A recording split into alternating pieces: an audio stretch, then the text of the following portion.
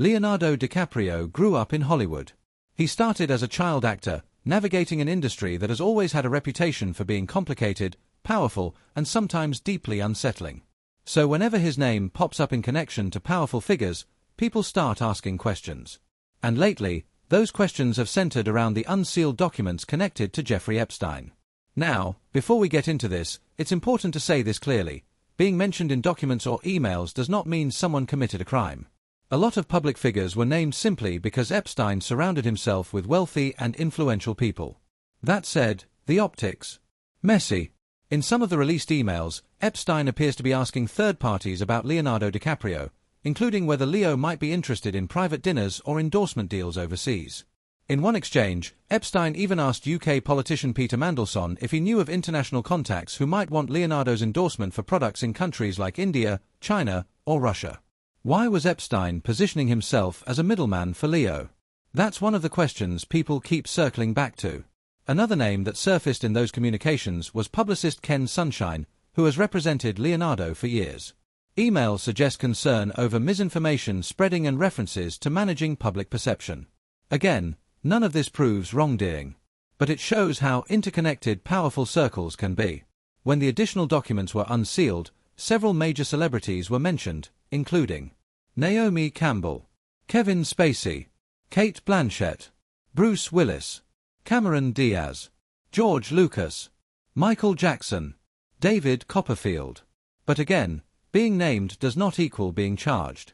The bigger conversation people are having is about proximity. When powerful individuals host lavish parties, offer private jets, luxury homes, or elite access, celebrities attend. That doesn't automatically mean they knew anything criminal was happening behind the scenes. There's also long-standing internet chatter about Leonardo's dating patterns, particularly that he tends to date women in their early 20s. It's been a running joke for years. But online speculation has turned that into broader conspiracy theories, including claims about beards and hidden identities. At this point, those remain rumors without verified evidence. Another viral topic involved alleged emails between Epstein and a model said to have previously dated Leonardo. Screenshots circulated online suggesting she connected Epstein with friends. However, the authenticity and full context of those messages remain heavily debated. It's critical to approach that carefully because edited or partial leaks can easily distort reality. This is the pattern we keep seeing: fragments of information, stitched together by the internet, turning into massive narratives. And here's the real issue: Epstein deliberately surrounded himself with famous and respected figures. That proximity created an illusion of legitimacy. Victims have spoken about how seeing powerful names attached to him made him appear untouchable. That doesn't mean everyone around him was complicit. It does mean his network was strategic. So where does that leave Leonardo DiCaprio? Publicly, there are no charges or allegations of criminal conduct against him related to Epstein. His name appearing in documents seems tied to social or professional proximity, not accusations of wrongdoing.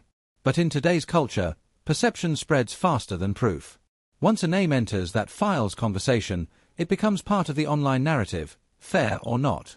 And that's why this topic keeps resurfacing. The real takeaway here isn't about one actor. It's about how power networks operate. Celebrities, politicians, financiers, their worlds overlap constantly.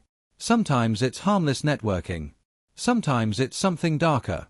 The internet loves connecting dots. But connecting dots and proving a case are two very different things. What do you think? Is this just another example of guilt by association, or do you think there's more beneath the surface?